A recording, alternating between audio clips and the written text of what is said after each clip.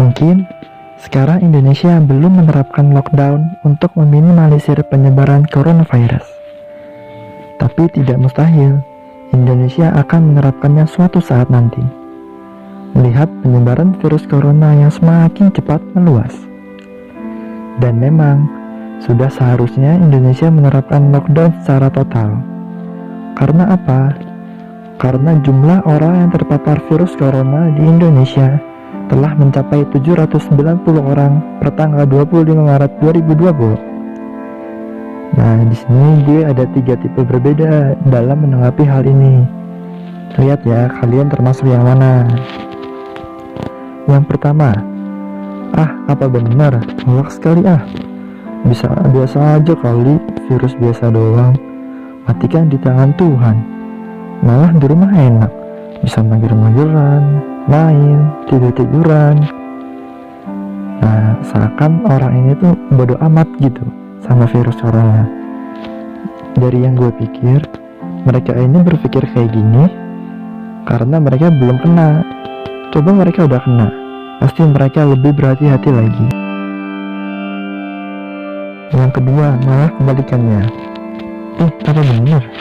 Kalau gitu gue harus nyetok sembako cepet-cepet nih, buat sebulan ke depan. Nanti kan cuma lockdown, gue gak bisa keluar. Nah, kalau gak ada makanan gimana? Kan bahaya. Nah, kalau paniknya seperti ini juga gak boleh, apalagi panik bayi. Jadinya kan merugikan orang lain, gak bisa memberi kebutuhan mereka. Nah, yang terakhir nih, yang unik.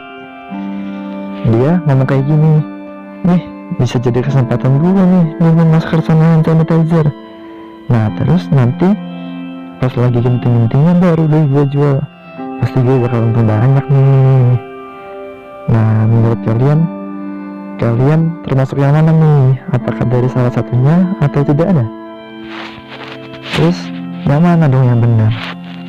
Jawabannya adalah nothing, tidak ada. Mengapa? Karena di satu sisi kita diharuskan selalu waspada menghindari hal-hal yang bisa membuat kita terinfeksi virus corona. Tetapi di satu sisi kita tidak boleh panik karena itu bisa menurunkan sistem metabolisme tubuh kita. Terus gimana kak? Gimana caranya kita menyikapi virus corona ini, apalagi nanti sampai di lockdown secara total? Cocok banget nih. Gue ada 5 tips yang bisa membuat kita melewati masa krisis ini jika suatu saat Indonesia mengalami lockdown secara total. Yang pertama, jangan stres dan panik. Ini adalah hal yang paling penting untuk dilakukan saat terjadi lockdown. Mengapa? Karena jika kalian stres dan panik, ini akan menurunkan sistem imun tubuh kalian. Dan ini sangat penting bagi tubuh. Karena kalau misalnya kita kena virus corona, sistem imun tubuh kita ini yang bisa membantu kita untuk mempertahankan diri kita. Karena banyak orang yang sudah terpapar virus corona, tetapi dia tidak mengalami gejala sakit sedikit pun. Keren juga ya. Kenapa tuh? Karena mereka tingkat imunitasnya tinggi. Jadi virus corona tidak bisa membuat mereka sakit. Yang kedua, tetap menjaga imunitas diri. Nah, ini masih lanjutan dari yang tadi nih. Gimana caranya? Nah, gue punya 2 cara yang bisa kita lakukan di rumah agar meningkatkan imun kita, yaitu makan makanan yang bergizi dan olahraga. Terbukti, 2 cara ini bisa membantu kita meningkatkan imun dan metabolisme tubuh agar tetap menjaga kesehatan kita. Yang ketiga, kesempatan untuk mendekatkan diri kepada Allah. Banyak dari kita yang lalai akan panggilannya dikarenakan kesibukan duniawi kita seperti bekerja dari pagi hingga larut malam. Nah, ini adalah momentum kita nih untuk lebih mendekatkan diri lagi kepadanya. Tidak ada alasan lagi untuk tidak bermesra-mesraan dan kotak batin dengannya, khususnya muslim. Walau masjid ditutup, janganlah bersedih, karena kalian tetap bisa berinteraksi dengan Allah dari rumah dan bisa menambah waktu membaca Al-Quran lebih banyak lagi. Nah, ini adalah momen yang sangat langka. Manfaatkanlah sebaik-baiknya, karena momen ini jarang sekali terjadi selama hidup kita. Yang keempat, manfaatkan waktu untuk lebih dekat dengan keluarga. Tak jarang seorang anak susah sekali memiliki quality time dengan orang tuanya, karena banyak sekali anak sekarang yang lebih suka nongkrong bersama teman-teman di kafe dibandingkan bercengkrama bersama keluarganya di rumah. Tetapi ada juga sebagian anak yang ia ingin sekali memiliki quality time dengan orang tuanya, tetapi waktu tidak memungkinkan.